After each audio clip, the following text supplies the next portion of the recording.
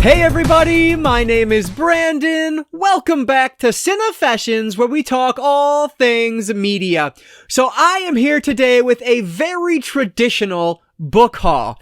I have a whole range of things to talk about. I have some manga, some graphic novels, non-fiction, fiction, both young adult, middle grade, and adult. Young adult, middle grade, and adult. So just all over the place today. So let's get into this. Before we do though, if you have a quick second, please hit that like button down below. That engagement really does help me out. But with that said, let's not waste any more time at all. Let's dive right in to my latest book haul.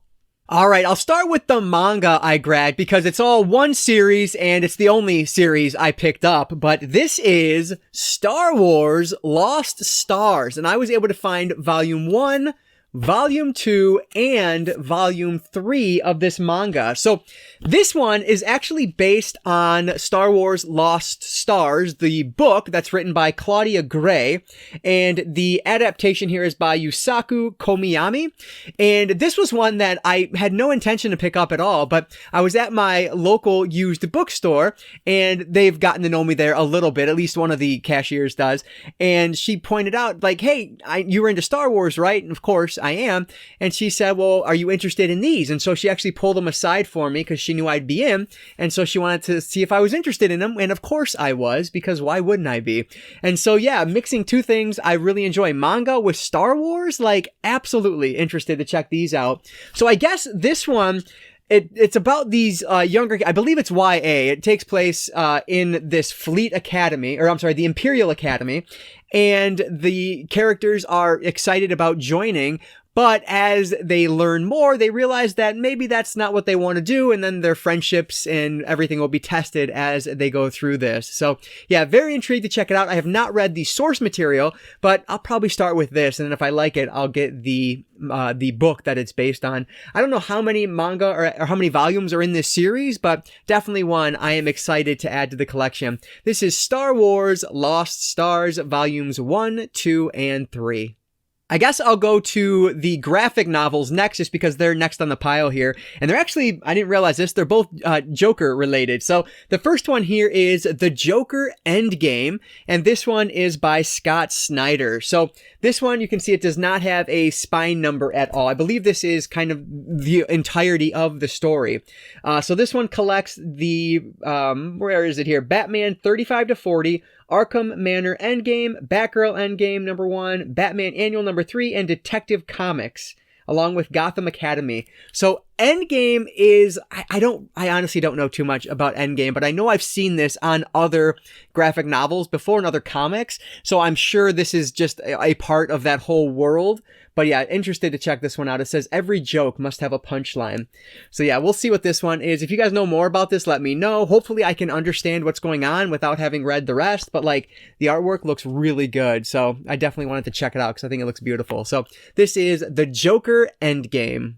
So this next one is a standalone, and this is Joker Killer Smile by Jeff Lemire. So if I'm not mistaken, Jeff Lemire, of course, is known for Sweet Tooth, and I'm going to sound like a real idiot if that's wrong, but I'm fairly certain that that's right. But I've actually not read Sweet Tooth, but my wife has watched the TV show on Netflix, and she really enjoyed it. So definitely one I want to check out at some point here. But yeah, this looks really interesting. It's one hardcover, so that's cool. Not super long either. But yeah, this was very cheap. I should have mentioned the other, both Jokers I ended up getting at Ollie's for very cheap.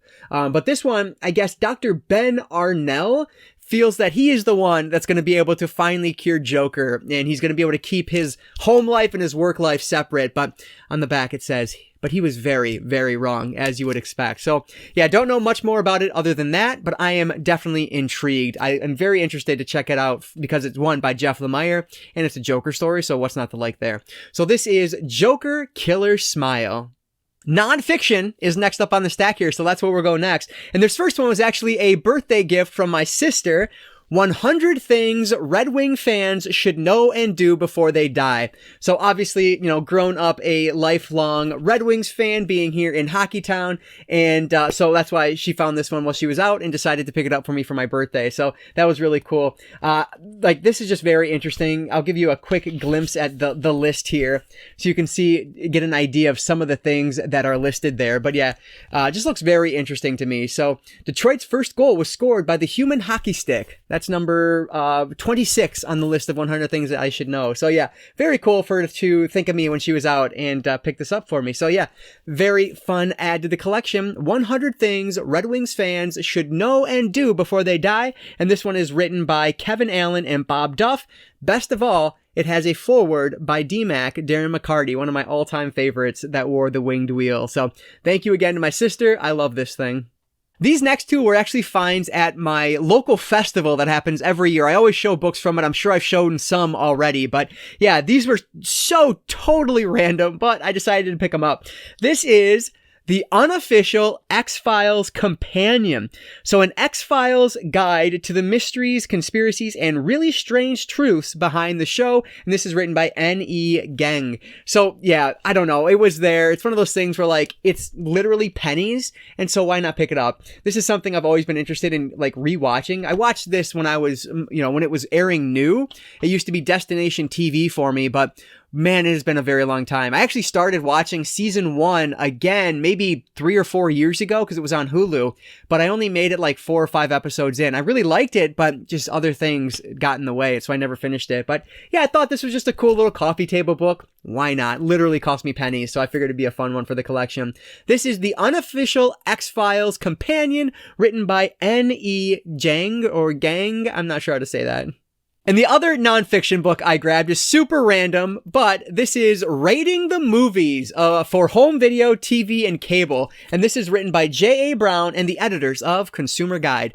So yeah, this is just a big ol' honkin' book, very similar to the Roger Ebert book I showed in another recent haul, but that one was from 1989. This one is from 1982, so it's even older, which is really cool. The only kind of not cool thing about it is that they are capsule reviews as opposed to the Ebert book, which was full-length reviews.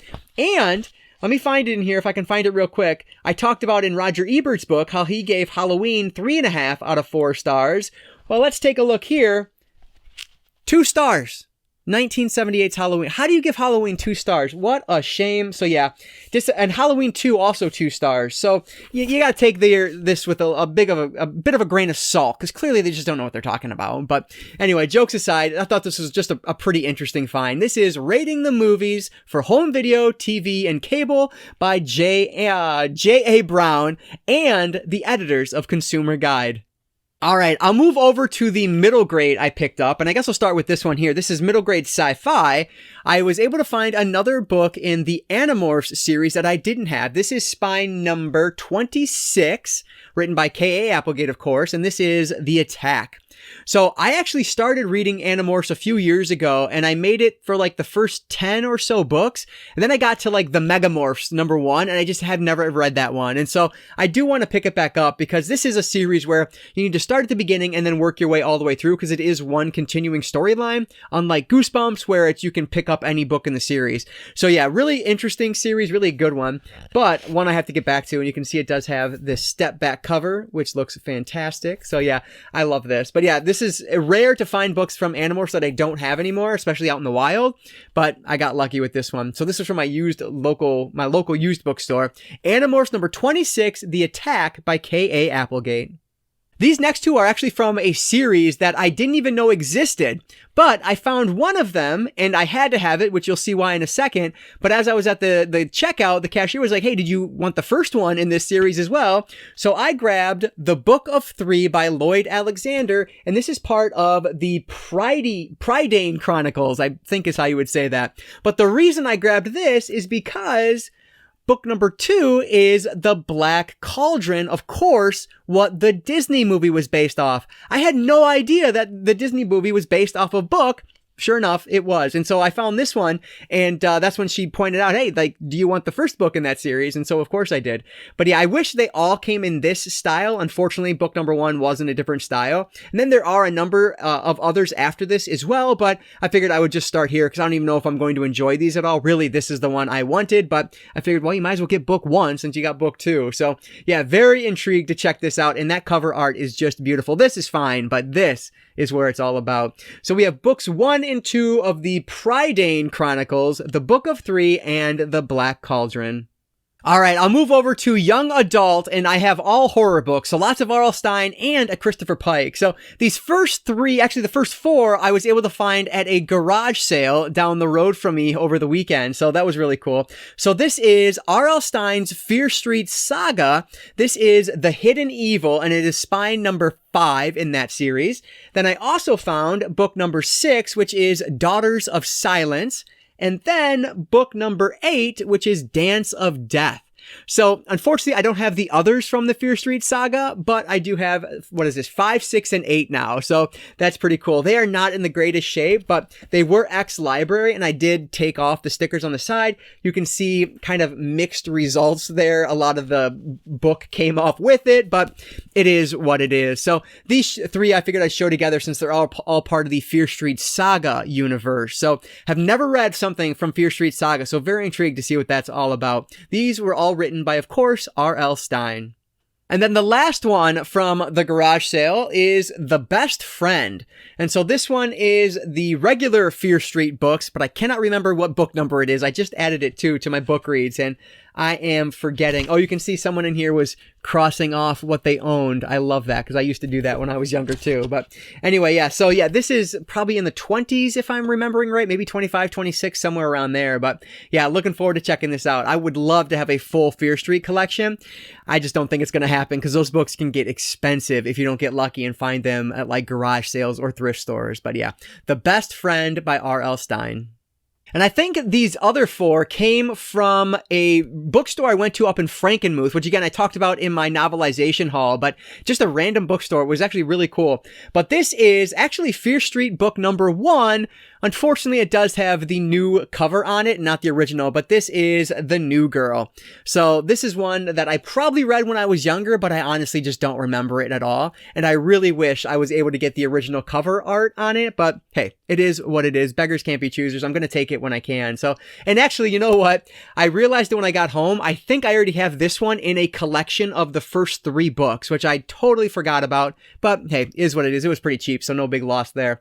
This is R.L. Stine's Fear Street, The New Girl, which is book number 1 in that series. And then the last one in the Fear Street series I found was Truth or Dare, of course, by R.L. Stine. So yeah, this is one that this cover is so nostalgic to me. I remember seeing this at my local library when I was a kid and always wanting to read it. I don't believe I actually ever rented this one or borrowed this one and read it though. So yeah, was very excited to find this one. It says here, it started as a game and ended in death. Hopefully it's something like, Frozen, by not, of course, the Disney movie, but Adam Green's Frozen, where they're stuck here on this ski lift. That would be pretty fun, but we'll see. This is Truth or Dare. So this is another one from the mid-90s, and it doesn't say that it's part of the point horror line, but it looks like it is something that probably would have been or could have been. This is Pool Party by Linda Cargill. So yeah, this is just another one. Like I said, this style is very much point horror, but there's nothing on it that says it is point horror, even though it is scholastic. So I don't know why it isn't, but yeah, anyway, Pool Party. So yeah, this one should be a lot of fun when I get around to it. Really fun cover on there. Very excited I was able to find this. This one written by Linda Cargill. And last but not least, in terms of YA, I did find a Christopher Pike book. This is The Last Vampire. And this one actually might be part of a smaller series within Pike's books. I would have to double check that, but for some reason I remember looking it up and then realizing that it may have had sequels or prequels, something. Maybe that's wrong, I don't know. But yeah, another one for my YA horror collection, which always grows, which makes me very happy. This is Christopher Pike's The Last Vampire. All right, let's wrap this up with the standard adult books I found. And actually, the first one here is media tie-in and one I was super excited to find. This is Doom Endgame. So this is actually book number 4 of the Doom novelizations. I had the first 3 I found at my local used bookstore for really cheap. This was the only one I paid up a little bit for. It was $11.95, so not too bad. The other ones that I found were priced at Second and Charles for like $30 each. They were so much more expensive. I got very lucky that this was the only one I needed. So yeah, very happy to have all 4 of these now from Doom. And the author's name, I cannot read. It's Dafydd Ab Hugh and Brad Lineweaver. I apologize, I'm butchering that, but yeah, very excited to find this one. It was actually up in like the glass case, so you know it's a big deal when it's up there. But yeah, really cool find. Doom Endgame. This next one was one that my wife actually picked up, but it looks kind of interesting. It's called Blood to Blood, The Dracula Story Continues. And what this is about is we're following Mina and Jonathan, who have like escaped Dracula. They think everything's good. Well, turns out Dracula has a sister. And so her name, what's her name? I saw it on here in the back. Joanna Tepes, or Teeps, or something like that. She is then going to come after Jonathan, and it's supposed to be like an erotic thriller, I believe, but looks really cool. So I had to share it in here, even though it technically is my wife's book. This is Blood to Blood, written by Elaine Bergstrom. So I have 4 more to finally wrap up all the books I grabbed from my local festival around me here. And like I said, literally you're spending like pennies on the dollar for them. They're so cheap. But I did grab a couple of Koontz books, which honestly, I've only read one Dean Koontz and I hated it. The House of Thunder? Maybe that was it. I don't know. I forget which one. I think it was House of Thunder, but it was awful. And so that's why I ended up getting rid of a lot of my Koontz books. But the 2 I picked up actually sound really interesting. The first one here is book 1 of his Frankenstein series. This is Prodigal Son. So again, I don't know that I'll read more of this series if I'll even get to this one, but I figured, you know what? For the price, I'll add it. Maybe I'll get around to it at some point, and we will see. But yeah, I believe this is just another retelling of the Frankenstein story. So that intrigues me. I love that story. So hopefully this one will be enjoyable. This is Dean Koontz's Frankenstein, Book 1, Prodigal Son. And then the other Koontz I picked up sounds almost like it's like a virus style movie, but I don't think it's actually a virus. This is called Winter Moon. Has a nice cover on it there. And of course, got Koontz on the back, which is always fun to see. But yeah, it looks like this, maybe whatever this winter moon is causing people to change or go crazy. And that interests me. So I figured, yeah, let's give this one a shot and see if it's any good or not. Sounds pretty cool. It's a big chunky one though, so I probably do this one in audio more so than physical, but hey, we'll see. Hopefully I'll enjoy it when I get around to it. This is Dean Koontz's Winter Moon. So the festival I keep referencing, they had a whole bunch of Robin Cook books, and I've never read any of Cook's work at all, so I figured, you know what, do some research, see which one sounds the most interesting, and then grab that. And I think what probably his most infamous book has to be Outbreak. And so this is the one I decided to go with, and hopefully I will like it. It is exactly what it sounds like. It is about an outbreak, and so I am in. I love outbreak books or virus books like that, so yeah, very interested to check this out. Murder and intrigue reach epidemic proportions when a devastating plague sweeps the country. I'm in. We'll check this out. This is Robin Cook, Outbreak. And the final one I picked up from my festival around me here is Finders Keepers. So another from my Stephen King collection, which frankly has not been growing very much at all lately. So I was very happy to find this. But yeah, this looks like it's almost like Misery. Very similar, where there's a deranged fan and he's going to, I don't know, attack this author or something. I have no idea, but it sounds very much like Misery. So intrigued to check it out. I love Misery, at least the movie. I don't think I've read the book, but I love the movie. So hopefully the Finders Keepers will be enjoyable as well. Looks like a lot of fun, and it's in a very nice trade paperback style. So happy to find Finders Keepers by Stephen King. These last 2 are also from my local used bookstore. I actually just picked these up over the weekend, so very recent finds, but I was really excited to find both of these. First up here, we have an Adam Caesar book, Exponential. I have read both of the Clown in a Cornfield books by Adam Caesar and really enjoyed both of them. So when I saw this one on their shelves, I absolutely didn't hesitate. I was picking it up. Such a cool find. I don't see his work ever in the store, so this was really cool to see. And this one sounds interesting. 5 strangers drawn together at a roadside bar on the outskirts of Vegas as a rampaging monster comes by, absorbing victims and accumulating biomass. So like, yeah, that sounds like something I will probably enjoy. Excited I was able to find an Adam Caesar book. This is actually only the 3rd Caesar book in my collection now. This is Exponential. I started with Star Wars, I will end with Star Wars, with a book that I have been meaning to pick up for literally years now. Finally, I found it for super cheap. This is Star Wars Lost Tribe of the Sith, the collected stories. So, if I'm not mistaken, this has like 7 or 8 different, 8 original installments, and I think they all were originally released as ebooks. But this was finally compiled into this paperback that you see in front of me here. Of course, this is part of the Legends line, but that means nothing to me. I really don't care. I'm all about reading whatever Star Wars I can. So this is one that, like I said, I've been wanting to get for a long time. It's normally priced at $15. I got this for $3.50, I guess it would be, somewhere around $3, because with trade credit, you only pay about a quarter of the cover price. So was very happy I waited on this one, and so excited to finally read this. This is Lost Tribe of the Sith, the collected stories, and this is written by John Jackson Miller. If I'm not mistaken, I think in timeline, this comes at the very beginning, obviously, of the Legends, because the Legends line doesn't have High Republic, which High Republic, I believe, is now like the very first of the events, but this would come in after that, or in the Legends line, I believe this is some of the first material that you can read in the Star Wars Legends universe. I'm not an expert. Please correct me if I'm wrong, but that's how I believe it to be. But yeah, super happy to find this one. So the last one for today, Star Wars Lost Tribe of the Sith, the collected stories by John Jackson Miller. All right, so that is everything that I've grabbed over the last like 3 or 4 months that is not a novelization or media tie-in, excluding Doom, which I just picked up recently. But yeah, I'm not going to pick it all up again. There's just too much there. But let me know down below, have you guys been finding any good books lately? And if so, let me know what you found down below. Or let me know what you recommend from this stack of books here.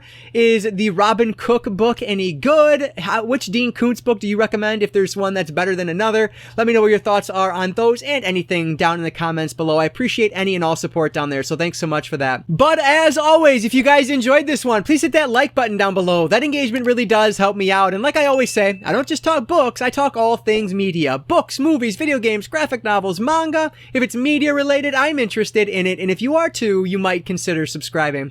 Alright guys, so that's going to do it for today. I just want to say thank you all so much for watching, and I want to encourage you to consume some media today. I'll catch you next time.